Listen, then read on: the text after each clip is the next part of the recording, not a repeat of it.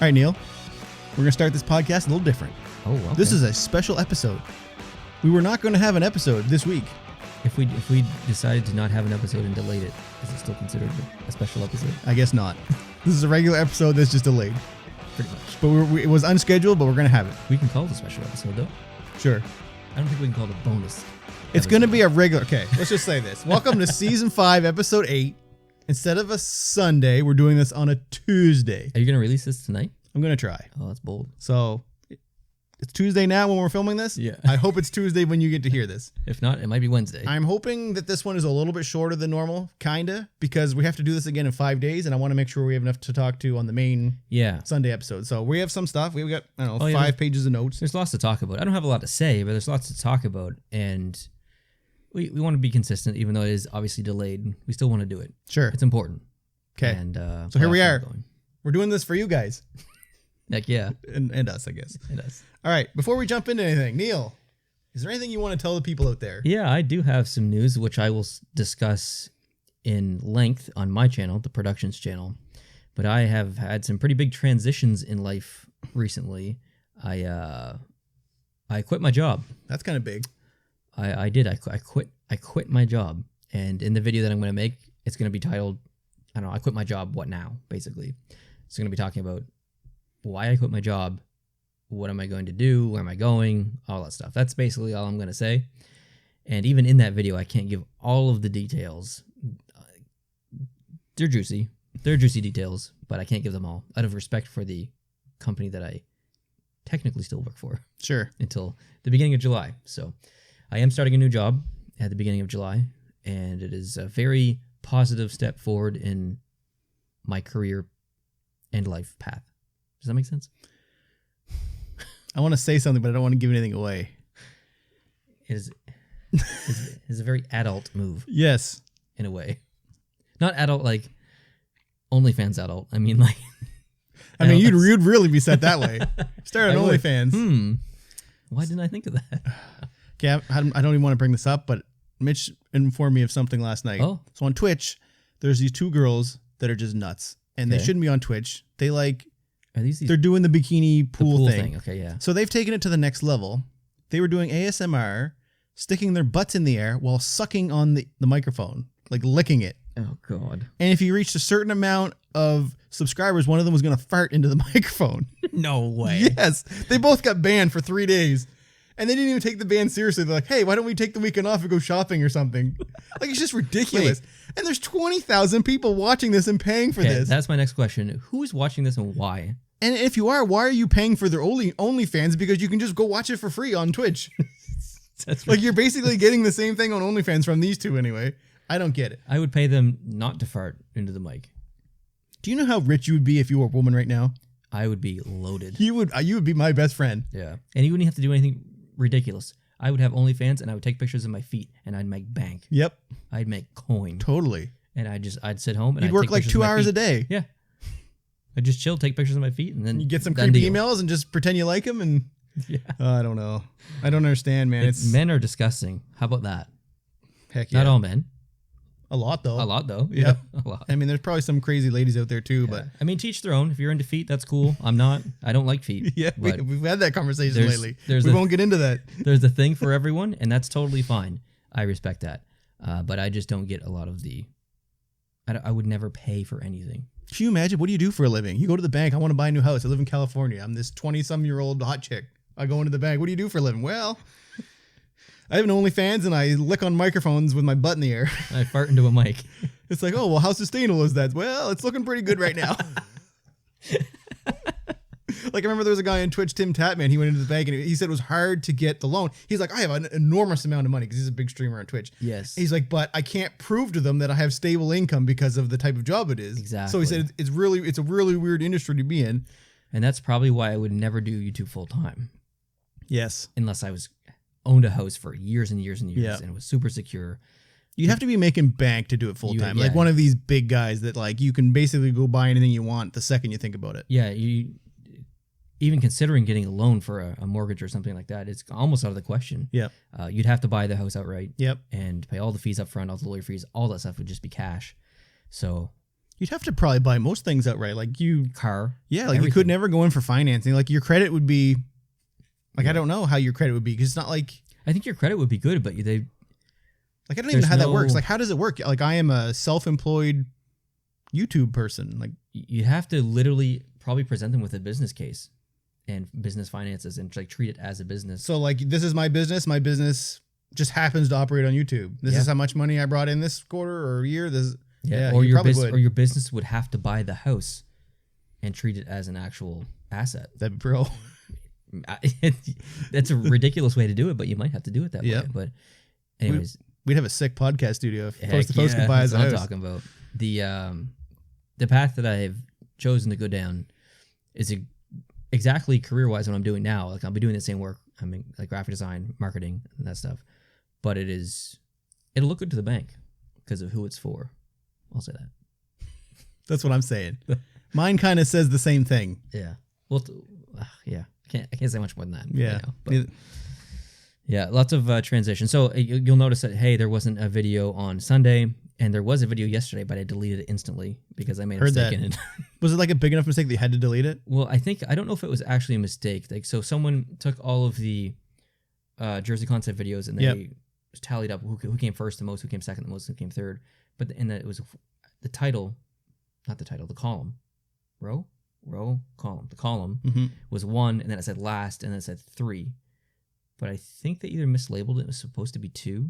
But anyways, I treated it as 2. I didn't even, the way it was on my screen, I couldn't see the titles. Oh, okay. I just saw 1, 2, 3, and I had been sitting on the document for 2 months. It's been since the end of April, so I forgot. If it was last, I forgot. I just assumed it was 2. I'm like, okay, well, I can't even fix it. Like the entire video concept is based on 1, 2, 3. Yeah. So I just deleted it right off the channel. I deleted it right out of my hard drive. Like it's gone. Because there was people saying, wait a minute, there was a video I wanted to watch when I got home and it was gone. Yeah. So sorry, there was no video yesterday, technically. So, and I have nothing else filmed. I've just been kind of going through the paces of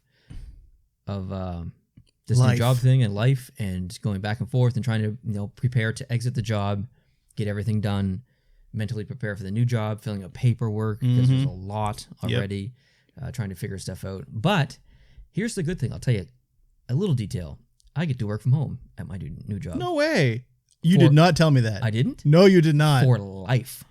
Not just for COVID, for life. Do you know what the funniest part about that is? Your job is literally 2 minutes from your house. It is. I could drive to my new place of work in 2 minutes. Yes. Guess what the place has that may surprise you? What? A cafeteria. I'm not surprised by that. Yeah. Because it's a cool looking building. So I could work from home, drive to work, eat at the cafeteria. Then go home. I'm going to go to work on my lunch break. And then I'm going to go home and go back to work. But my friend works there. Yep. I'll tell you more about that later. So I could go have lunch with him at work and then go home. I did not know you could work from home. That's a huge perk. Yeah. So work from home for life, not just for COVID, permanently. Yep. 3 weeks vacation, 3 weeks sick. Well, you might know this. Do you get more with 3 weeks, or is it 3 permanent? weeks carried over each year? Yeah, but can you, after so many years, can you get more than 3 weeks? Oh, vacation? Yes. Oh, yes. Yeah, okay. Is it 7? I think it goes to 4 after 3 years. Ooh. And then 5 after 5 years? Or no, I don't know. 5 after 5 years or something like that. But sick times, does your sick time carry over? We don't have sick time anymore. Oh. We have personal time. We're allowed to bank 15 personal days now as days that can be used for whatever reason we want. If we don't want to go to work, we say personal day. Oh, interesting. You don't have to be sick anymore. So my 3 week sick time can carry over year to year. So same with Dad. Dad is involved in the same organization. If you're kind of getting the hint of what kind of entity runs this organization. He is, since 2007, he has not taken a sick day. In fact, he's never taken a sick day in his entire life. Heck yeah. As a working adult. From 2007 until now, guess how much sick time he has banked? Thousands. 8 months. Yeah. See, people in my line of work, when we had sick time and it was rumored that it was going to be going away, they started using it because once you retire, you don't get paid out for it. Yeah. I wonder if you could retire early if you had banked sick time. Nope. Sick time does not equal real time. You can if you have vacation time. Interesting. So yeah, don't count on that. If you want to get credit for that sick time, I don't want to be saying this publicly, but you kind of got to take it to get it. But I haven't taken 3 weeks of vacation in the last decade. No. Or 3 weeks of sick time in the last decade, let alone last year. I don't know what I'm going to do with 3 weeks sick time in a year. And I get 7 days volunteer paid time So that's like personal days. on top of that. So if I want to go volunteer for That's something, gold-plated compared to what I got. and they don't care what it is, I can volunteer to pet cats all day. Yeah. They pay me for it. Yeah. That's what my personal days are. You get 7 a year and you're allowed to have 15 max. Yeah, and I get a phone, I get a laptop. So yeah, I assume you like monitors. VPN in and I don't know if it's. I'm assuming it's a VPN. I don't know why. I imagine they can't would. imagine there wouldn't be a VPN, but Just be careful what you do when you're on that VPN. yeah, Everybody's watching. that's right. So, anyways, it's going to be interesting. It's 'cause exciting, I think. It's an entity that I've always wanted to work for, but I never thought I'd be able to work for it in the capacity that I am in my actual field. So not only am I doing things that I've, been spending my entire career doing basically, but I'm also working for the. So it's a good move. The specific things I'll be dealing with itself, I'm not really involved in. No, you're not. So It's which that's what my wife said. She's like, I was like, well, I don't know. Maybe he's gonna. I don't know. yeah. So Although it Anyways. kind of is irrelevant too. it is completely irrelevant. Yeah, because I mean the place I'm working now, I don't use the product Yeah. that we sell. So Yeah. That's not because it's a bad product. It's just no, it's it's kind of situational. it's not my specific lifestyle. Yeah. Is the best way I can put it. He works at a sex shop. He does not. I do not. So yeah. So that's my small, non-detailed version of my life update. So where I was going with that is basically I haven't really been feeling videos lately. Yep. I've been just kind of enjoying life a little bit, and we've been locked up for so long. Yep. And now that summer's just begun, I really wanted to like get out of the house and just kind of like experience things. So I went to Moncton Yep. this last weekend, which was why there wasn't a podcast. Mm-hmm. And I just wanted to do stuff like go to the zoo. Like I went to the zoo. Yep. When's the last time you went to the zoo? With you? Yeah, in what, 2007? No, because we went to, well, I guess technically. Yeah, like a long time ago. We went to like Busch Gardens, which is technically not a zoo. Okay, Moncton Zoo. Yeah, Moncton Zoo would have been with you. In 2008, I think, or 7. Way back. When you bought your iPhone for the first time. No, that's right. Because that's where that happened. Yes. You're right. 100% you're right. Yeah. Wow, that was a long time ago. Now it's like 13 years yeah, ago. it's a long time ago. So anyway, I just wanted to do stuff.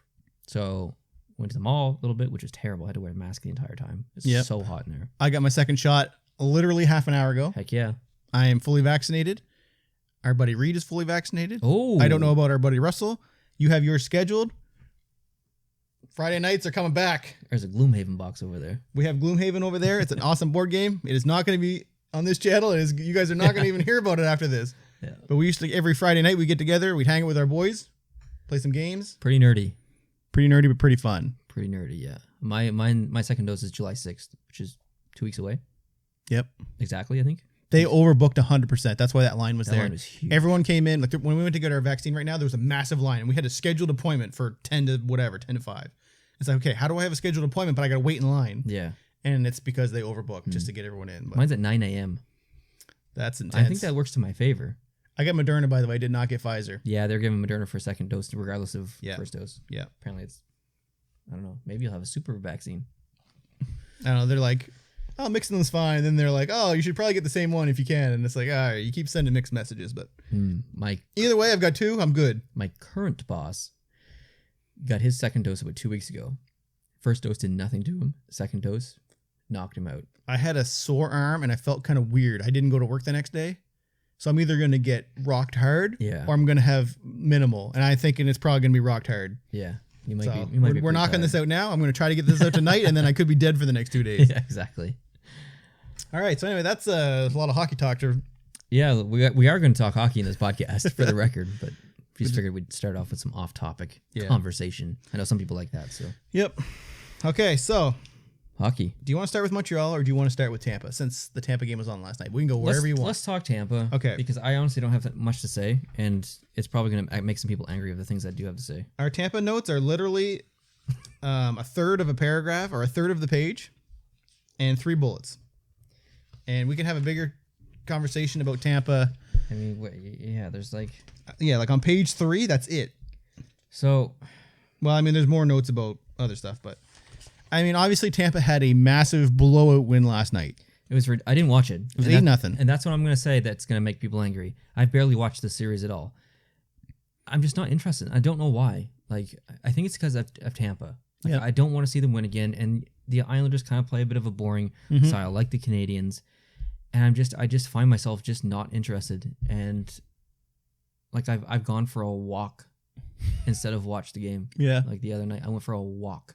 I think it was. I watched it at the end of the second period. I think it was 5-0 when I turned it off. I was like, okay, this is over. Yeah, I think I don't know. The playoffs seem long. Yeah. And the shortened season. You think that I'd be, still got the fire under me? It's shortened, but it's also like condensed too. It's a lot coming at you all the time. Yeah, I'm just ready for it to be either over or it be the finals. Plus, it's kind of like our opening conversation. Like we've all been stuck in our houses and whatever, and then now finally it's like you're able to go outside. And it's like, hey, I've been sitting in here doing nothing, watching hockey, whatever. I have a chance to go out and do other things now. It's kind of like I want to do both, so I'm going to focus on my team, and on the other game, I'm just going to go do something else. Bad timing, right? Yeah. But my priorities have shifted based on when our province have just started to open up. Yep. I want to do stuff. Yep. I literally did nothing last year. Yep. In the beginning of this year, I haven't even been to PEI since September of last year. Yep. I'd like to go sometime in July. Mom and Dad will come over in July, but at least I want to do some stuff right now until I can, some stuff in my own province. So I'm not sorry for it. I don't regret it. I don't think anyone's gonna be mad that you didn't watch a hockey game. Yeah, but I still have things to say. Yeah. Did you see what the Nova Scotia Premier said today? This is off topic, but no. So he's mad that New Brunswick is opening up early. I don't know if you've seen that. He's like, they opened up unexpected. We weren't prepared for it, even though it's been known that as soon as New Brunswick hits the 75 and 20 or whatever it was, that we were opening. So they announced their reopening plan. PEI, Newfoundland, open for business. New Brunswick, got a quarantine.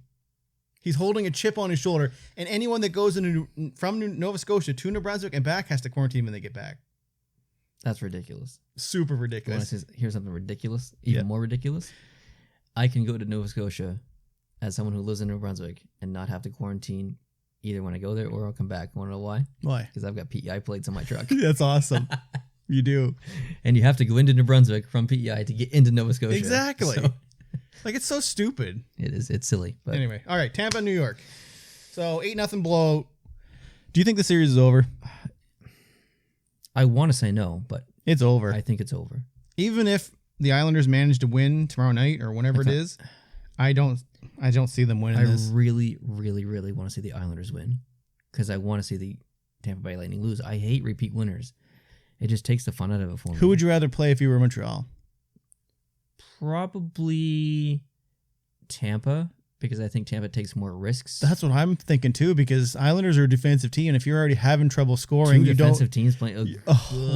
Yeah, like that would be a brutal final. No thanks. So I don't know. I don't know. All right, so let's talk about a couple points here, and then we'll move on. So first thing we're going to talk about is what you had in the notes, but it's amazing. It's definitely the block shot in Game 4. Okay. There's like 2.5 seconds left on the clock. And McDonough with the crazy move. Spinorama. It was beautiful. Wide open net, backhand, and then Pollock just spread eagle all four down and just pushes it out of the way. And that's beautiful. Like, that's what makes the last night even more disappointing because of the way it's almost poetic. It's almost like a fairy tale that he saved the puck like that to get them the win. Yep. And then they just, I was not going to swear there. They crapped the brick. They crapped the bed. And they lost last night. So it's like that effort was almost for nothing. Like, I know the series isn't over. Yeah. But it's just, why? I don't know. It was amazing though. Like, that's moves like that are what Stanley Cup playoff runs are made of. Yeah. That's what those little plays like that, those huge block shots, those win people Stanley Cups. Those win teams. Those are what gets put in the highlight reel for future promos of Stanley Cup. Like, if you're a marketing guy, you're looking at it saying like, yep, I can use that. Yeah. And it's also the definition of not giving up. Yeah. Like, you're literally putting your entire body in front of the net. You're just sprawling. When your goalie is gone. Yep. And you don't care if it hits you in the face. Like, that is dedication. That is effort. And that is exactly what gets a team going. Yeah. His teammates loved him. He got major celebrated. I don't know what the right word is. I was going to say pounded, but he didn't get pounded. But yeah, the huddle was they were pumped for him. It was amazing. He saved them the game. So, well, potentially. It would have gone into overtime. But you never know. You never know. Exactly. You never know. So shout out to that play. Specifically, it was. If they would have lost that game, they would have been down 3-1, and then it's over. And it's over. Like, literally, it would have been done last night. And they still have to win the next 2 in a row, which is. They do go back to the island. Yep. Which is as we know, an incredible place to. But if watch hockey you were an Islanders fan, how are you feeling about winning 2 in a row against Tampa, though? I'm feeling good about winning 1. Like I think they're gonna win. You think they're gonna win home? I think they're gonna win Game 6. Yeah, they have to. It's destiny. I don't think they're going to. They can't lose their last game in the barn. Okay, they just can't do it. That's true. They're gonna win. I guarantee it. Personal guarantee. I hope you're right, but I'm not. I don't think they're gonna win in Tampa Game 7. No, I don't either. I don't think we're gonna see any more blowout games like this. No, I don't think so either. That is such a strange game. And there were bounces in that game, like ridiculous bounces. Oh yeah, like everything that could have gone wrong. Especially at the first of it, there was quite a few. That just doesn't happen to the Islanders. Like they're the best defensive team in the NHL. Basically, that's what a lot of people were saying. Was just like, it just doesn't okay, make if sense. it's going to be an 8-0 blowout, sure, but against the Islanders, I wouldn't be. Yeah, they had a crap game, and Tampa had a really good game, and they got all the bounces. Yep. So it was just one of those weird games. It's unfortunate that it happened in a playoff game, but that's what makes the playoffs exciting in a way. Okay, don't read your notes. Okay. I'm going to ask you a question. Okay. So, they were the first team to win a playoff game by 8 or more goals since 2011. Yes. Do you know who the other team was that did it? The other team? Yeah. Back in 2001, who was the team that won a game by 8 or more goals? Well, I think Tampa Bay Lightning did it last year against the Islanders. Nope. Not 8 or more. Are you sure? There could have been 8, but it wasn't 8-0. 8+ goals. 8+ goals. And this is 2001? 2001. Can you tell me if it's a West Coast or it's an East Coast team that's terrible right now. 2001, the Buffalo Sabres. It was the Buffalo Sabres. They defeated Philly 8-0 in Game 6 and eliminated them. Wow. That's what I said when I read that. It's like, Buffalo, wow. Wow. Things have changed, and holy frig, that's 20 years now. Oh my God, that's literally 20 years. That's crazy. We're old. Remember in the year 2000, everyone thought all the computers were going to break, and I was like, Y2K. Remember, like, yeah, and there was 2002, which was going to be like the end of the world, and I was thinking, like, man, I'm never going to get to drive a car. I remember being a little guy, like, man, the world's going to end in 2002. I'm never going to get to drive a car ever. And what was going on in 2002? Wasn't that the Mayan calendar? End of the world. 2012. Oh, 2012. That's what had the movie 2012. That couldn't have been that then, because it would have been 2002. Yeah. I don't know what was 2002. It must have been something else. Anyway. Know. Yeah, because you're right. The Mayan calendar was 2012. I don't know what 2002 was, but I remember thinking 2002, I'm never going to get to drive a car because I'm going to be dead. Was it the retaliation from the United States on... I don't think it was anything like real. 9/11? I think it was something fake. Oh. Like, I think it was like a Mayan... Yeah, it was like a Mayan calendar type thing where like the stars are aligning in 2002, everyone's going to be dead or something. I don't know. Buffalo Sabres beat the Philadelphia Flyers 8-0 in 2001. Eliminating them in Game 6. Eliminating them. Yeah. Interesting. Speaking of Tampa, so Braden Point has extended his goal streak to 8 games. You know, the more these playoffs go on, and the more I think about that extra $18 million. Kucherov has 27 points right now. The next highest is like in the teens. It's all 5 of the top most points are Tampa players right now. I was gonna put that in here. I was like, no, I don't want to put that in here. It's frustrating. But like when that was posted on Reddit, I believe, all of the comments were talking about, wow, money sure can buy happiness or something like that.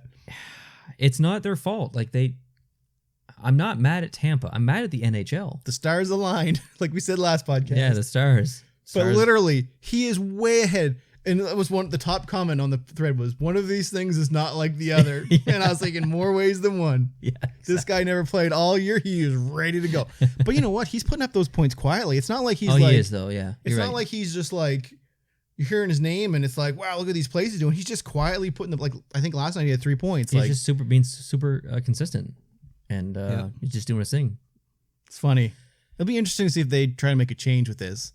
I don't think they will. I think they have to. I don't know if they will though, because I think they have to. I think they do too. Because teams are going to take advantage of it. Now that we've seen Tampa do it. But they didn't do it on purpose. They did it on purpose. I think he was literally hurt when he put him out. Yes, I agree. But I think he could have come back. They milked maybe a few weeks or a month. Like, they definitely left him out to be ready for the playoffs. Yeah, they milked There's no doubt about it. We're not risking injury for the playoffs. How do you enforce that?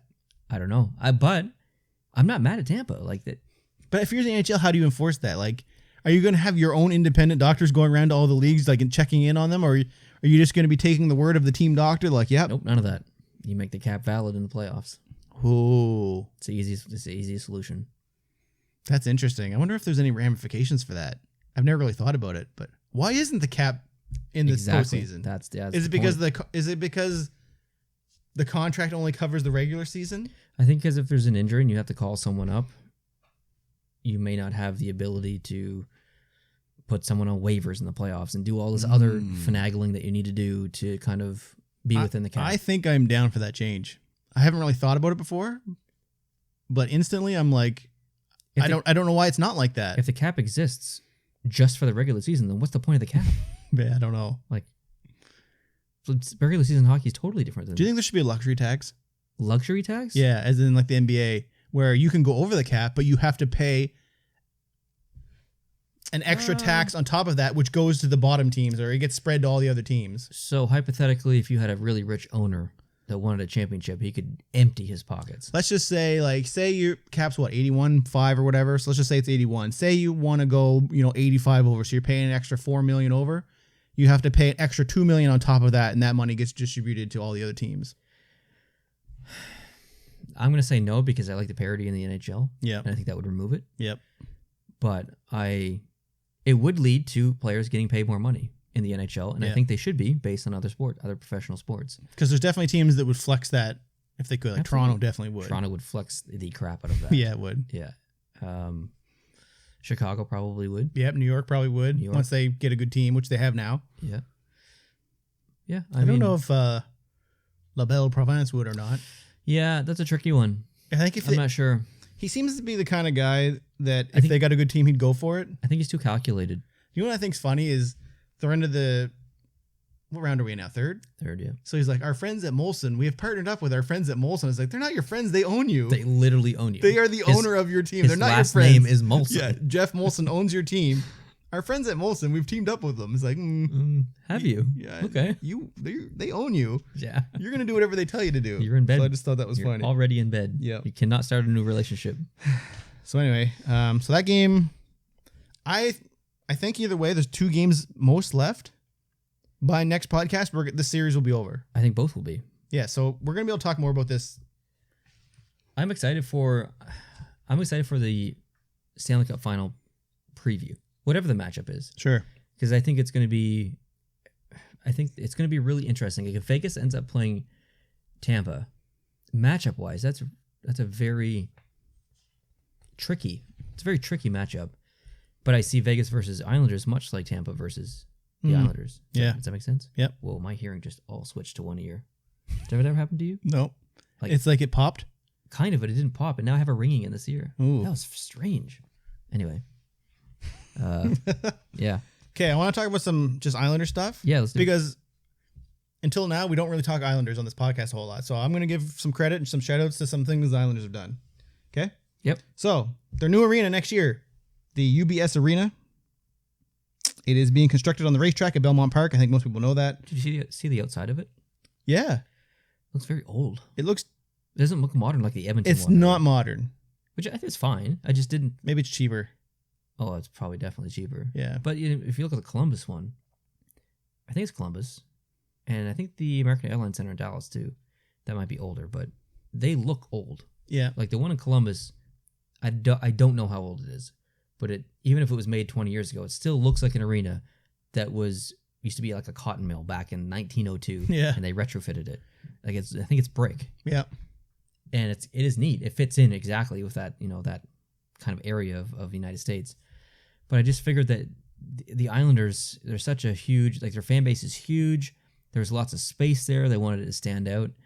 I figured they just do, like, you look at Barclays Center, like that place is beautiful on the outside. It looks like a museum. So I didn't think that they would go the old school route. I wonder if it'll be like awesome in the inside, just kind of look rough on the outside, or if it's just going to be kind of plain Jane all around. And they also retrofitted the Coliseum. It looks different on the outside. Yep. Like it looks way more modern than it used to. Yep. So, I don't know, just different. Mm-hmm. I think the inside will be beautiful though. So it's a 17,000 fan arena, so it's a little more on the smaller side. Yeah, I think the Bell MTS place, or I guess it's not Bell MTS place anymore. It's some health thing. Health Canada Life. Canada Life. You know what? Shout out Canada Life though. I can't believe I'm shouting out an insurance company because they're usually garbage. But That's who my work. There's a spider right That's there. a massive spider. Do you see? Wow. That's a daddy long legs. He destroyed that spider. Okay, he's gone. He ain't dead, but he's gone. No, he's gone for now. Canada Life Insurance, that's a lot of money to put on a building. So my work uses them now. Okay. It was Great West Life, and I think either they bought them out or they switched them or something. But when we were doing our IVF for our baby, basically nothing was covered. Oh.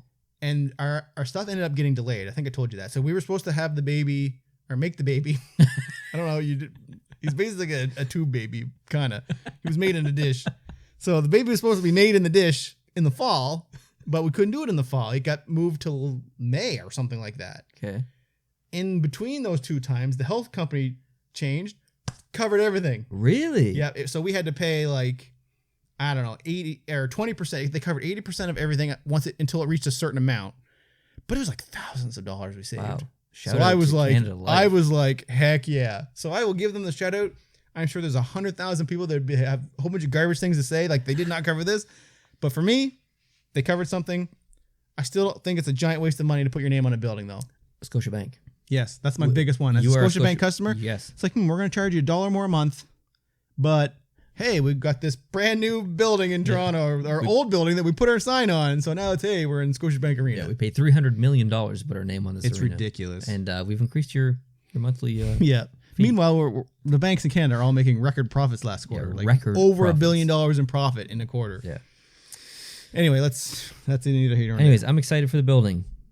So they have sold out all of their season tickets. I did hear that. 15,000 of them. So there's actually only 2,000 regular seats that are available. That's a lot of season tickets. Is that normal? I don't know. That's what I was wondering when I did the notes. 15,000 of the 17,000 seats are season ticket holders. The other 2,000 are available, and then obviously the season ticket people can sell their tickets through Ticketmaster. But I wonder if they took into consideration acoustics in that arena, because their fans are so loud. I hope so, because I mean it's 2021. Like, you have to have, like, that's the best part about the Islanders arena now is the fans. Yeah, and they're so loud. I wonder if they took that into consideration and made it smaller so it would be louder. Does that make sense? Yep. Less people but louder, because it's Winnipeg's like that. Yeah, Winnipeg's like that. 15,000 some people, but it's like one of the loudest buildings in the arena. Exactly. So there's now a waiting list. If you want to be a New York Islanders season ticket holder, you have to join a waiting list. Okay, let me ask you a question. There's a team. But hold on before you say that. I want you to hold it because I want you to ask me. Yep. A couple of years ago, the Islanders were the third worst in attendance.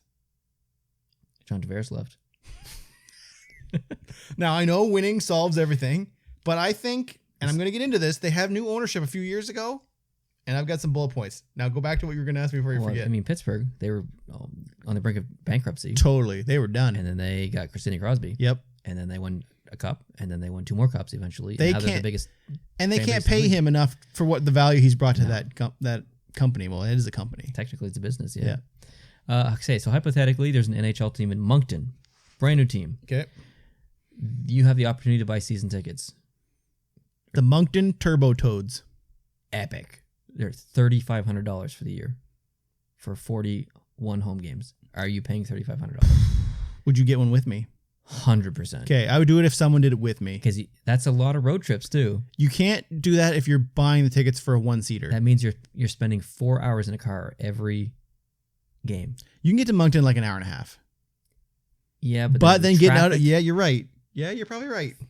And it's some of the people in these big cities, they probably deal with the same thing. Like, if you live in Mississauga and you have to commute into Toronto for a game, and maybe you don't want to take the GO train or whatever, and you take in your car, you're probably dealing with stupid traffic. I mean, you have thousands of people all trying to leave one parking lot at once. Yeah. So would you do it? $3,500 for 41 home games. I'd do it if you did it with me.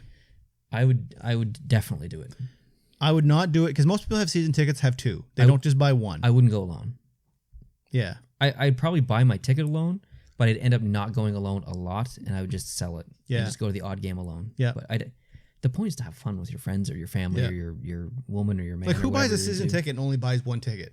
Yeah. It's always pairs. It's usually, it's almost always certainly pairs. So, I mean, when you go to Toronto and your season tickets are like $15,000, you're spending $30,000 to go watch hockey with. Yeah, that's a lot of whoever money. You want to bring with you or whatever. Yeah, and there would be times when maybe you couldn't make it.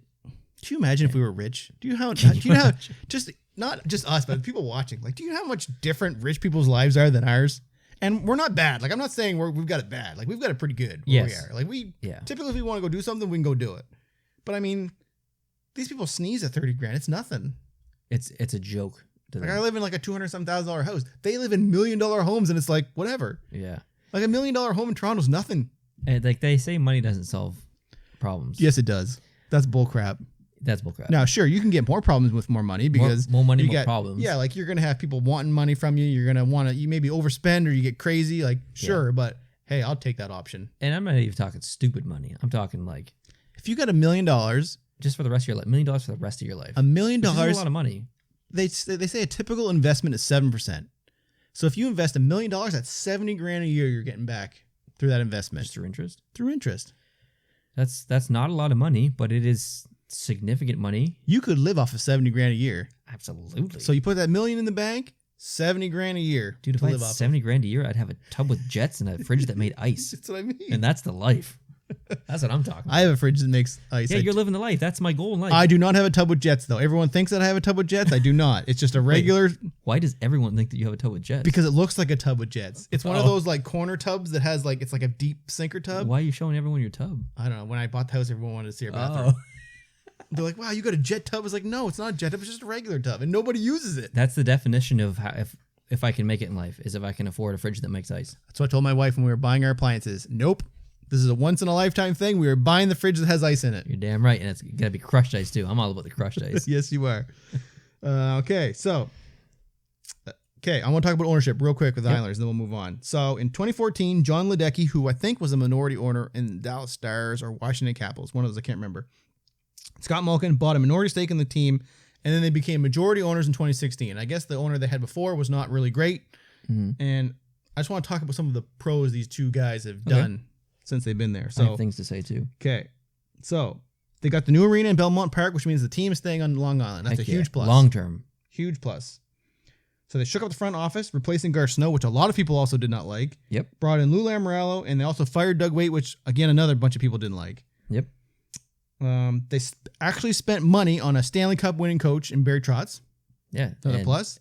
I mean, like they're spending money. Like they kind of sniped him. Yeah. Like Washington was like, hey, congratulations, you won the cup. We're not going to pay you. Yeah. Islanders like, heck yeah, we will. We'll pay you, but we're not going to pay you what you want. And Islanders were like, heck yeah, let's do it. In 2017, they spent $3 million to upgrade their practice facility, which is the Northwell Health Ice Center, to become a premier / state-of-the-art practice facility, which is one of the best in the league, apparently. I mean, that's the stuff that we don't hear about, but that's the stuff that really matters to players. Yes, because they spend a lot of time at those practice facilities. Yeah, and also location as well. Like their families to think about too. Oh yeah, like, it's just all that stuff goes a long way. And the last part I have is they mended the relationship with their alumni because apparently the alumni relationship in New York was fractured. I wonder.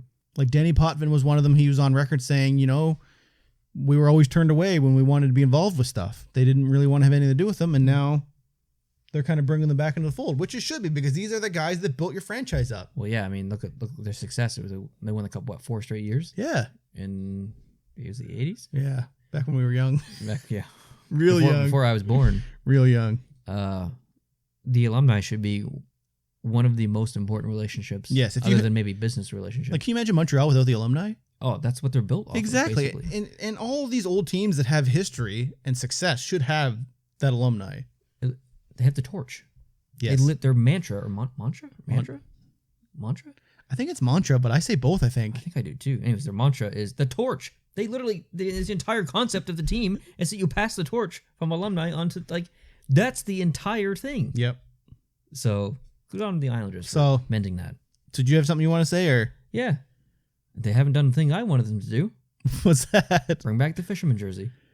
I'm with you 100%. What's going on here? There's a lot of people that don't like the fisherman jersey. No, it's either you love it or you hate it. I am a love it. I just think they should embrace the meme because it's always going to be a meme. They're always going to be made fun of until they actually embrace it. Why can't that just be their third and they wear it every once in a while? Like once every couple months, it pops out of nowhere. Here's the thing. They actually use it. It's on shoe. They sell shoes with the fisherman on it. And you're telling me you can make shoes and a backpack, but you can't make a jersey and make bank? Come on, guys. No, I'm with you. Okay, let's go back to the first. Okay, we're going to jump into Some Montreal Vegas talk. Yay. Yay. We're going to talk about some referees, too. We're going to talk about that after, though. Yay. Because... Okay, so... Oh, this series. The series, they're going to be playing tonight. We got to try to make sure we're done this podcast time to be able to watch it. Oh, we could film this for 4 hours because it's not until 10 o'clock. Oh, it's in Vegas again. That's Yes. right. Ridiculous. That's right. I didn't even watch overtime last night. Did I tell you that? Really? Didn't even watch it because I was pissed. Because it's classic Montreal. They get the lead, they hold it well, and then they let in some stupid goal that never should have gone in because it just squeaked through. It's not Carey Price's fault. I mean, it happens, right? But still, it's just a classic Montreal. It was a bad goal, though. Give up the lead. It was a bad goal. Give up the lead. It squawked between his arm, which... Squawked? It squawked between his arm. That's my word. I like it. If that's not a word, I'm sorry, but I'm using it. It squawked between his arm. It's a goal that never should have happened. Now, listen, he stopped a million goals that should have gone in, so I'll give him that one. Yeah, that's why I'm not mad at him. But it kind of sucks that is the goal that tied it up. I just knew it. That is the definition of regular season Montreal Canadiens. Montreal could have won that game at 5 other times in that game. Cole Caulfield, if he had scored in that breakaway, different game. There's so many opportunities they could have scored a goal. Yeah, so I was pissed. I just Montreal was not out of that game. Montreal should have won that game as far as I'm concerned. It was a reversal of the previous game. Totally. So I'm disappointed that it's 2-2 because I think they could have won that game, even though they technically shouldn't have won I think that's going to be the end of them not winning that game. That game was the most important game of the series. I think they're done now. I agree. I think they're totally done. I hope they're not. They've shown that they can hang. If they, I don't know. That was a big one. If they would have gone up 3-1, then I would have been thinking, "Yep, Montreal's got this," and I would have been blown away. Well, Vegas did it against Avalanche. Yep. Avalanche were up 2-0. Vegas came back and won 4-3. But they're Vegas. This is the Montreal Canadiens, a team that can't score. That's what I'm saying. Vegas is now they're on their way. Now, Brendan Gallagher said, the longer this series goes, the more pressure is on Vegas, which is true. That is very true. But it also, I don't know. I need to say something. Leonard played amazing. Sure. Okay. That may have been a different game if Fleury was in net. Yeah. But Leonard played unbelievable. And shout out to Leonard. So I like to see that because I like him as a person. He is not playing tonight. He's not? Nope. Fleury is in. What are you talking about? He won you the game. Nope. They said Fleury was the first one on the ice for practice and off. So they expect that Fleury will be back in the net tonight. Wow. And by the time you hear this, you'll already know that. The game's probably going to be over. Maybe. I'm going to try to get this out as fast as I can, but we'll see. I actually think that Montreal might win tonight. I hope you're right, but I think the next two, I think it's over in 6. Vegas is a tough place to play, though. You're right. Yeah, I don't know. If Montreal gets the first goal, they got a chance. If they don't, no chance.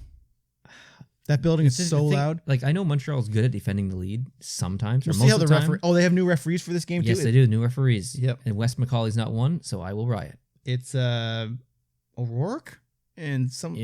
I don't know. It's not Chris Lee. That's for sure. No, it's definitely not the two. But do you want to know why? Why? Because they're not going to fly them down there to ref the same game. They're going to keep them in Montreal for Game 6. So Chris Lee's coming back. Anyway, we'll get into the refs after because we got a lot to say. Yeah. I just want to mention quick, the fans in Vegas, unbelievable. And even the small amount of fans in Montreal have been fantastic. They've been loud. Really, They've been as loud as you can expect 3,500 people to be. Shout out to fans from both teams who are physically there at the games. And shout out to Tim. You know Tim went to a game? Yes, I did. I seen the picture on Discord. Yeah. Do you see the hat that he got me? Tim, he got you a hat? I got him to get me a hat. Tim, where's my hat? Tim, I'm taking that monkey. I got to show it to you. You keep talking. Okay, I don't know what we're talking about. I'll find it real quick. So, my name is Jason. Today we're going to talk about... What's next on the list? Okay, no, just kidding. So we got some key points for Montreal Canadiens that Neil wrote down that he wanted to talk about. So I'll skip those for now, and I'll go to the one that I want to talk about. And I want to say the Montreal Canadiens penalty kill is on fire. They have killed their last 27 penalty kills in 11 games straight. Yeah. That's very un-Montreal-like. Special teams are not Montreal's forte. No, but they are apparently. But they are. It is a gold fleck hat that matches the gold jersey. Tim, buddy. Tim, buddy, you could have got me one of those. It's the only hat that matches the gold jersey. So, that's amazing. Yeah, I'm gonna get him to shove it to me and send him the money, and then I'll have something to match the jersey. That's awesome. But yeah, special teams. I think Montreal, their power play has changed its dynamic. They're doing. Who's the team that does it? They cycle it at the back and then they put it in the corner and they immediately put it out in the slot. Mm-hmm. I can't remember the team that does it. It might be Tampa actually, Or maybe it's Colorado. Colorado definitely did it. I was going to say Colorado, it's but I one of didn't the know if teams you're... that they do it flawlessly. Yeah. Colorado's power play is so efficient and fast. It's just like, I look at that, I'm like, why can't Boston do that? Like, Yeah. they just take their time looking. Colorado's is like in the corner, out front, shot on net. Montreal has started to do that and actually have some success with it. So seeing some kind of adaptation or change in the Montreal Canadiens coaching or special teams plan is actually impressive to me, Yep. who has watched a stagnant team for a very long time. So Yep. I really appreciate that. And obviously the shows in the statistics. Mm-hmm. So, yeah. Let's talk about Cole Caulfield. Cole Caulfield is the man. Yeah, he's pretty good. Like, he doesn't get hit. No, he's just a little tiny He's guy. so fast. Yep. He doesn't hit, but he also doesn't get hit. They did a good example of him in the last game where when he went on his breakaway, they said he was going towards the defenseman at like 15 kilometers an hour. And then as soon as he realized the defenseman boggled it, he was up to 32 like instantly. Yeah. And he was just gone, had the breakaway. Yeah, he's an exciting player to watch. I think I wish that he would. He goes through these phases where he doesn't shoot the puck for a game. Yeah. And it's like, dude, you're in the spot. Like, shoot the puck. Well, he's new too. Yeah, but He's then a the newbie. next game he'll shoot and he'll miss the net 9 times out of 10 with an incredibly hard shot, but he'll just miss the net. It's like, oh, you're so close. So he's fun to watch. Carey Price. Carey Price is exactly what I want Carey Price to be in the playoffs. Yep. And this is a Carey Price that everybody knows exists. Yep. But everyone is assuming that this isn't the Carey Price that we're going to get because of the regular season Carey Price, who is unfortunately inconsistent. Carey Price last playoffs was very good.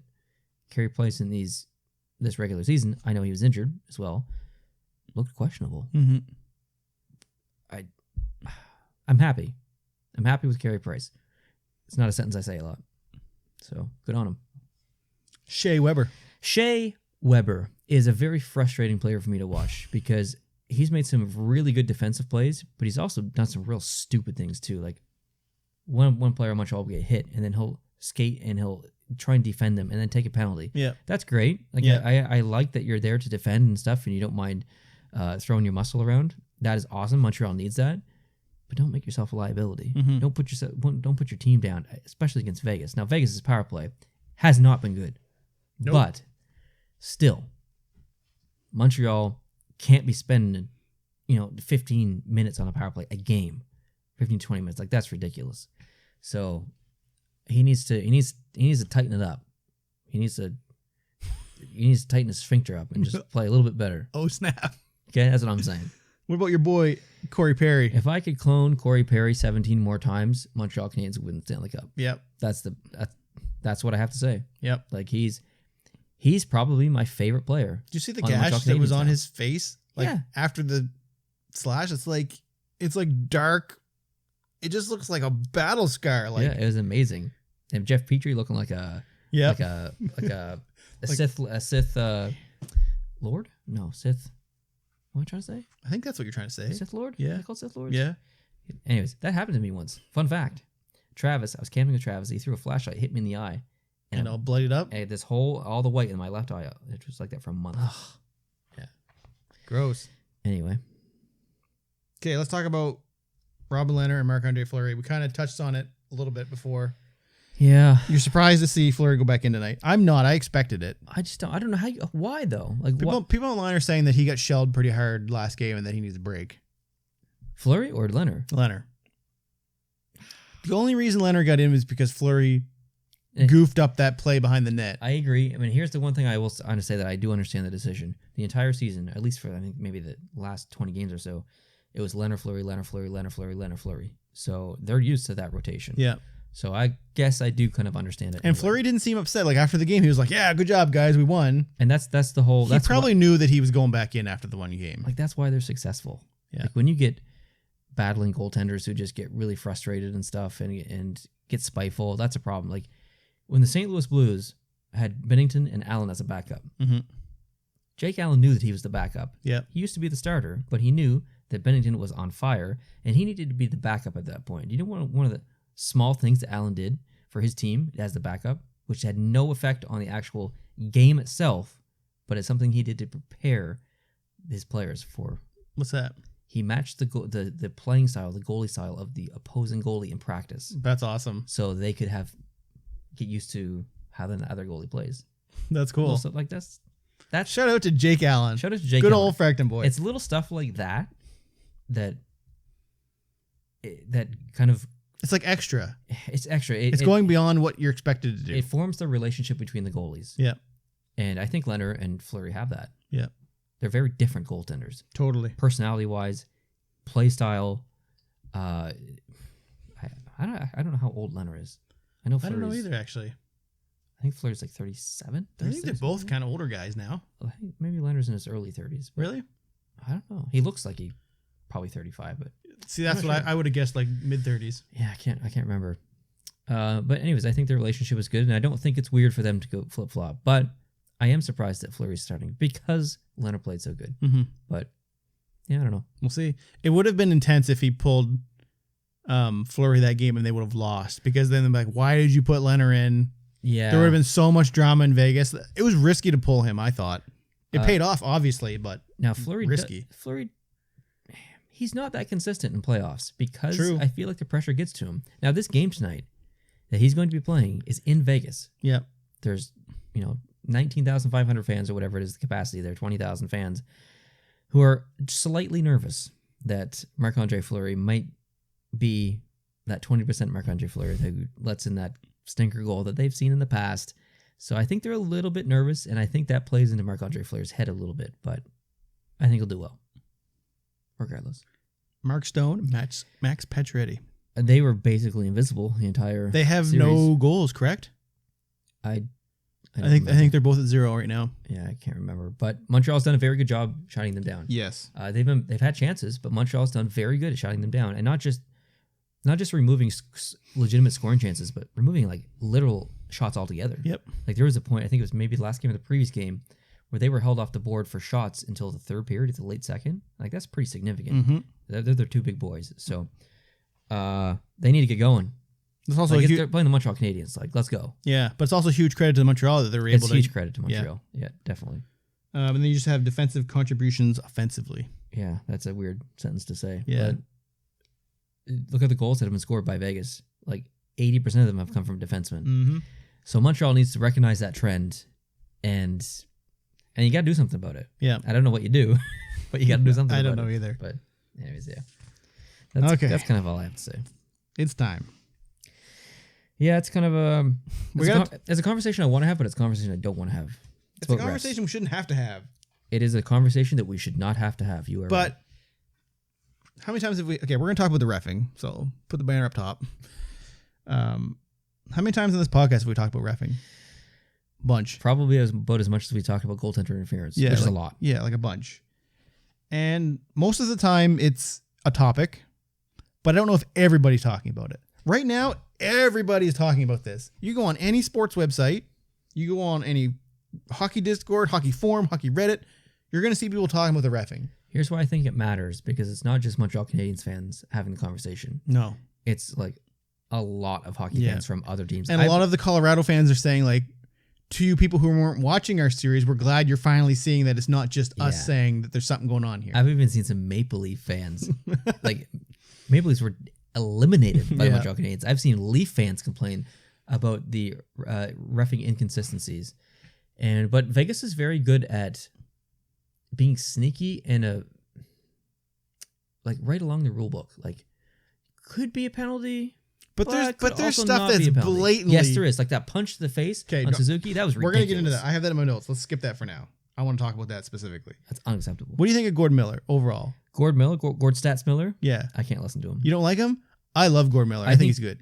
Logically, I probably agree with everything he says. Do you think he's a smart hockey guy? Incredibly. Okay, you just don't like his play-by-play. I don't like the stats. Like this guy had toast on Tuesday in 1991 before he went to first grade, and he got 99 in the test.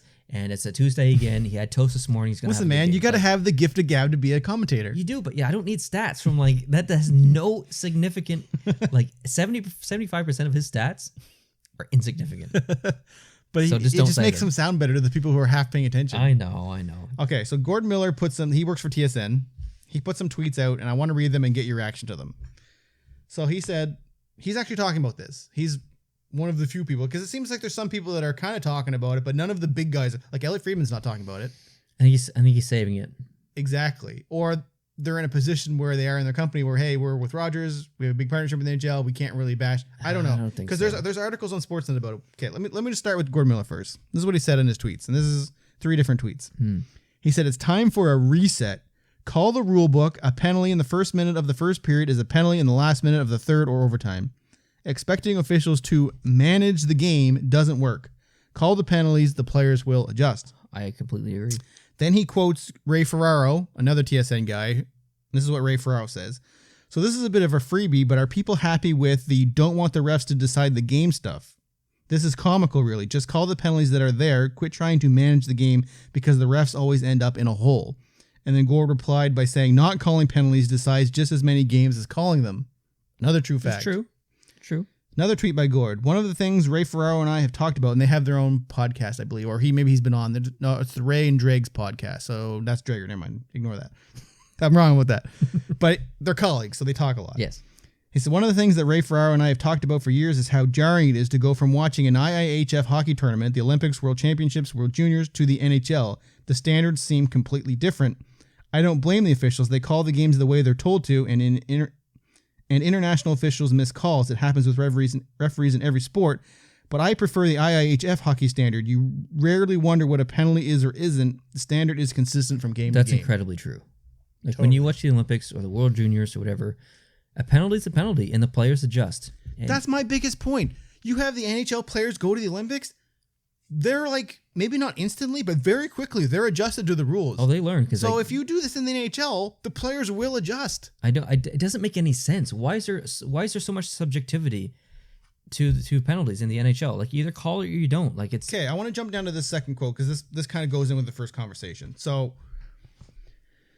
Renaud Lavoie of TVA, who I don't like that. He is one of the people that I got nothing against the guy, but when they have him on the radio, they'll have him on the in for like a 12-minute segment. He'll talk for 11 minutes and 50 seconds of it. He's so biased. They'll ask him one question and he'll talk.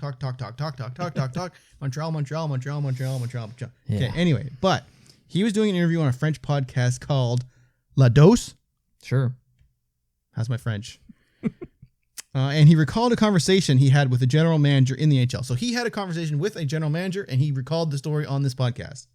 The GM told him that before the playoffs, they were told, quote, don't expect us to raise our arms when there are penalties. Our job is to manage the game. Why are you on the ice? So that's where we're at. And that's what kind of Ray Ferraro was talking to. Do you want penalties called, as the rulebook says, or do you want the game being managed? If you're there to manage the game. We had a ref fired this year for managing the game. Literally, yes. But that's what they're doing. And they don't answer for it. No, they don't answer for it. There's no press conference after the game where the refs or even the Refereeing Association gets questioned by the media. Like never. Do you remember our friend Mika from Finland? Heck yeah. He told us. Do you remember the story he told us that I don't know if it was soccer or in Finland hockey? After the games are over, the referee immediately goes down to a booth and has to answer questions from the media. Yeah. Like, why doesn't that exist? Why are they so protected? I don't know. I don't know. Is that like the players are allowed to take heat? Is the teams are allowed to take heat? The NHL is allowed to take heat, but do anything to the refs and it's an automatic fine, suspension, whatever. Are they part of the NHL? Or are they unionized and are governed by a different entity? There has definitely got to be a referee union. I don't know what it is, but I can't imagine they are not unionized. They would have to be. Is it a union to protect them? It's probably like the union of National Hockey League referees. You're gonna look it up? I'm gonna look it up. Try to talk. Try to fill for me here. I understand I understand the management of the game. But if you're not there to call penalties based on the rule book, and you're not there to call penalties in general, and you're just there to manage the game, then we don't need you. Put the linesmen on the ice, both of them, and then you can sit in the penalty box. You don't need to be on the ice at that point. Exactly. What are you going to do? You're not there to call penalties. They are part of the National Hockey League Officials Association, so they do have a union. Okay. Which makes sense because they are obviously protected. But the NHL protects them like crazy. I mean, unions can be a good thing and a bad thing. Yep. But you need to be you have to be held accountable. I don't understand this managing the game. How do you manage a game? That's basically saying I'm going to give you guys 3 penalties and you give you guys 3 penalties, etc. Oh, wait a minute. Vegas went a game without a penalty. oh wait, Vegas got a couple penalties, but 2 of them were over the glass penalties. It would be like going to McDonald's and getting a meal at lunchtime, and then going later in the day and getting a different meal depending on how they felt. Yeah. Or the different amount of food, or you'd never know what you were going to get based on whoever was managing the kitchen. It's how many fries you got in your thing. Exactly. Sometimes there's fries at the bottom of your bag. It's overflowing so much. And sometimes you look at that and be like, what is this? Exactly. You want to know why McDonald's works? Because it's consistent. You hear that, NHL? Consistency. Yeah, be more like McDonald's, NHL. Yeah, come on, guys. So another example is Mark Spector of Sportsnet. He wrote an article on Sportsnet. It was on the front page of Sportsnet. Like, bam, front page. You go there. This is the first thing you see. The title of the article was NHL officials are losing the plot as missed penalties pile up. Yes. So That's huge. They're hearing this. There's no way they're not. And there's no way the league's not hearing this either. This is an issue right now. And at the same time, I don't even blame the refs because I know they're being told. They are being told. It's not necessarily, they're just doing their job. Like, Right. they are being told from whoever's leading them or whoever's the president or whatever of that. Like, it's not, they're just doing their job. Yep. And obviously there's mistakes. Like, there's a point where you can manage the game and there's a point where you can clearly, biasly, I think, make a decision in favor of one team, like that punch to the face. Okay, we're going to get into that. That's my next point. So, specific example, Game 4, Montreal-Vegas. I don't know if Montreal was on a power play or not. I can't remember. Anyway, the puck gets dumped down to the other end of the rink. Yeah. And the Montreal defenseman goes back and gets it, and he starts skating it back up, and all of a sudden, finally, the whistle goes. It's like, okay, what's going on the other end? And you don't really see it. Then they play the replay, and it's McNabb and Suzuki. Yeah. And he punches him right in the face. Like, and the referee, Chris Lee, say you're the punchers. I'm the punchers? To you people that are on audio, I'm going to stand up. I'm standing up right now. I'm so fired up about this. Okay. So, pretend Neil is twisted around the other way. He's McNabb, and he's going to punch Suzuki in the face. I'm Chris Lee. This is where I am. I'm literally 6 feet away watching this play happen. You saw the photo, right? I did not see the photo. You haven't seen the photo? No. Oh, the photo's probably even better than what I've seen. Oh, man, you got to see the photo. I got to show you right now. It's unbelievable. Now I'm off-centered, but whatever. It is unbelievable. Like, it makes the NHL look so bad. I only seen it in real time because I was watching it, and even, like, I think it was Garrett Galley, the guy you don't like, was even like, this is ridiculous. Like, how are you going to set a standard for of officiating in the third period when you're watching a guy at the other end of the puck? That's beautiful. Is that not damning? That's beautiful. He's just like, oh, nothing. And then when he finally does blow the whistle, he starts going like this behind the net. Yeah. What is that? Travel? That's not a hockey call. What call is this in hockey? I never learned that one. Wrap it up. Wrap it up. Wrap it up. Clear the clock. Wrap it up. Nothing to see here. Move on. I just don't get it. I understand there's going to be rough stuff, but there's a point where it crosses the line. I think personally that's just not as a Canadiens fan, just as an objective hockey fan. Punching someone in the face like that. And I'm sure they were both like kind of jabbing back and forth, but he literally punched him in the face and then he just like that. Yeah. And I don't think Suzuki embellished it. No. Like, that's the thing. He got punched in the face. Like, it was like right in the face. It wasn't like a side of the head. It was like... It's a roughing penalty. You could call it unsportsmanlike. You could call it roughing. But he was literally looking right at them. The puck is down there and he's like this. Did you see what he did afterwards? No. As soon as the punch happened, he went... No way. He did watch the replay. He looks that way. That's ridiculous. It is. It's stupid. So people were all playing the all Canadian agenda, like, oh, the NHL doesn't want a Canadian team in the finals. That'll be bad for ratings, blah, blah, blah. It's like, I'm tired of that narrative. People in Canada, you can do better than that. Yeah. And yeah. Here's the thing. Montreal didn't lose the game because of some refs, in my opinion. Yep. They lost the game because they can't score. They couldn't score on their opportunities. Yep. So I don't think that specific game was being decided by refereeing, but we're heading into the Stanley Cup Finals. And calls like this can't continue to happen, or non-calls like this can't continue to happen. Like, I don't care who's in the finals. I don't care if Montreal gets eliminated by Vegas and Vegas moves on and they play whoever. Like, this is for the big cheese, okay? The big cheese. This is the big cheese that's going on here. We can't have no little tiny As Chris mice. Rock says, this is for the big piece of chicken. There you go. We got the big chicken here. We can't have any little mice messing with it. Yeah. I don't know. I'm done with talking about the refs. Yeah. Okay. So we'll see, but whatever. Okay. Nope. Couple quick notes and then we'll end this because we got to wrap this up. All right. So JT Brown is going to be a color commentator for Seattle. He sure is. Did you hear about this? Yeah, I think it's fantastic. I think it's good. I think he's got personality. He absolutely has personality. He's a Pecan. Pecan. Yeah, PK Subban type.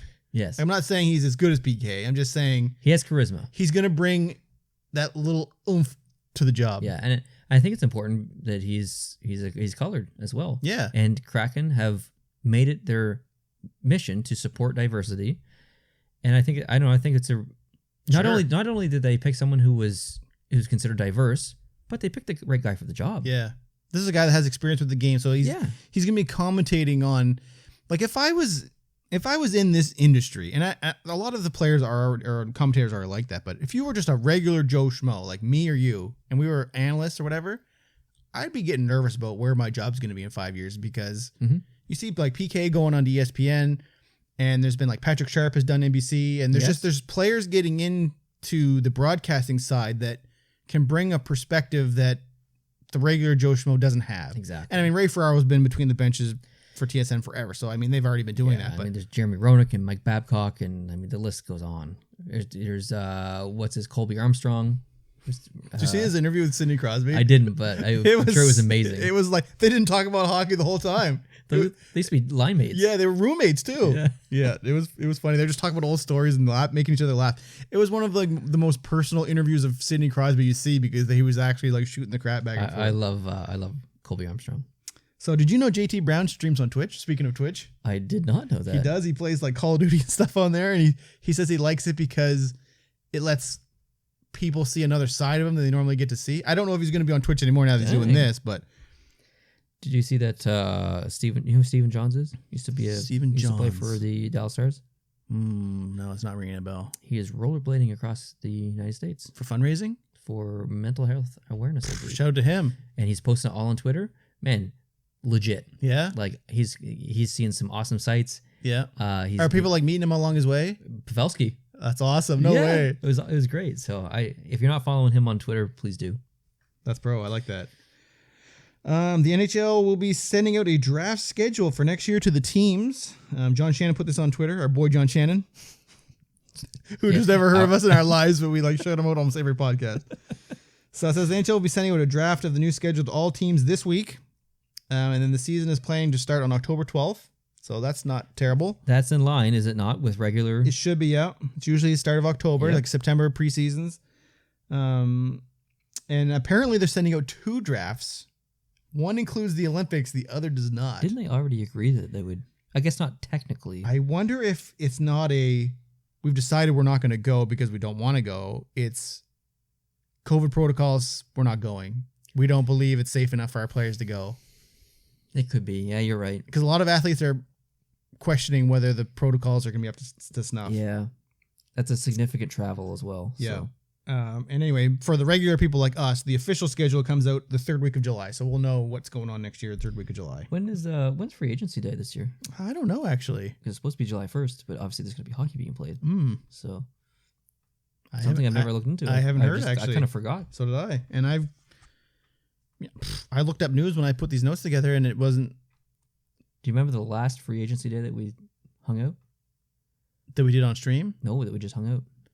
No. I don't think we did a free agency on stream. Oh, we did, but okay, this was the year after. I was in PEI. We were in Cavendish, and we were walking through the boardwalk kind of area, and we found out that John Tavares signed with. Oh yeah, I do remember that. That's right. And there was one where I brought some popcorn chicken. Or was that trade deadline? That was trade deadline day. That was an amazing day. That was a 7-hour stream on the original channel. Yep. In the most uncomfortable. These chairs here aren't that great. Those ones back then were way worse. They were like wood chairs with no give. The worst chairs ever. Like you had an indent in your butt after that day. Okay, I want to talk about some jersey news. And I brought this up on the Discord. Oh, yeah. And you can probably clarify this. I can. So Tom Gazzola, who works for TSN and the NHL Network, put out a tweet about some Edmonton jersey news. And he said, for the jersey geeks like me, expect the Oilers to make the navy uniform the team's primary home look while sprinkling in some games using the orange next season. A return to royal blue could come after, perhaps with a modernized look. Haven't heard anything on the reverse retro. So the Edmonton Oilers have their orange home, their regular away, the navy alternate, which is the two-toned one. With the orange on the shoulders. No. Okay. That's the one that's like There's nothing on the shoulders. It's just all navy with a little bit. They've worn that a lot this year. Okay. That is the jersey that they're switching to. You think that's going to be the home jersey? Yeah. The alternate, which is the lighter blue, the royal blue, that is their retro style. Not the reverse retro. That's just the retro style. That is an alternate. They will not be using that. Which one do you like better? The retro one. The royal blue. The one that's the royal blue one. I like the royal blue one too. I wanted them to bring that as their primary home, but I understand that they're considering future options or versions of that doesn't look super retro, but still. Maybe they're just trying to sell a bunch of these ones and then switch in a couple years to sell a bunch more jerseys. Like I don't know. I don't know. I don't like the orange ones. The orange ones that they had in Reebok was fantastic. Are you talking about full orange or orange shoulders? The current official home ones now, which is the full orange ones. Okay, I don't like the full orange. I like the orange with the blue. Yeah, I wanted them to go that route. Yes, that's what I'm still happy with the decision that they made. Okay, so you're still happy with the replacement of the full orange? Because I just want the orange to go. And apparently the players did not like the reverse retros, which is why they only wore them twice this year. Oh, wow, really? The players did not like That's because they were basically the exact same as the away jerseys. I ranked them 28th for that reason. Yeah. I like them, but they're just basically the away jerseys. So, yeah. All right. Why don't you read off the NHL award winners so far? Yeah. And then we'll close off this podcast. They're not all announced yet, but here's the ones that are announced so far. So King Clancy, which is a humanitarian contribution, Pekarene won that. And there's the Masterton Trophy, dedication to hockey. Obviously, Oscar Lindblom. I called that one. Definitely. Jack Adams, Coach of the Year. Rod Brindamore. I also called that one. Totally acceptable. Selke Trophy, Best Defensive Forward. Alexander Barkov. I think you called that one. I did. R.I.P. I said this is the Patrice Bergeron Award. Yeah. I thought for sure Barkov was going to get it. Yeah, I think Bergeron's done winning that award. I definitely called this one. Lady Bing, Most Gentlemanly, Jacob Slavin. Yes, you did, because you only got one penalty and it was over the boards, yep, right? Man, I am all on board the Jacob Slavin train. All right, that wraps up this Tuesday edition of the Post to Post podcast, along with some personal crap. And did you say this was going to be a short podcast at the beginning? I don't think it is, because it's over an hour. It's over an hour. It's like an hour and 10 minutes or whatever. So, yeah. Anyways, I guess I have to close this out, don't I? Yep. I always forget about this part. Thanks, guys, for watching. I appreciate it. If you're listening on iTunes, please leave us a review. If you are watching on YouTube, please leave a like. Please leave a comment. If you are even listening on audio, consider heading on over to the YouTube channel, hitting the subscribe button, and joining us here. And because we do fun things on video, like kill spiders, and you come down in front of us and reenact scenes where I'm punching something and Jason is watching becoming a ref. So you're missing out if you're not watching on YouTube. Thanks, guys, for watching. Have a great day, and we'll talk to you soon. Adios.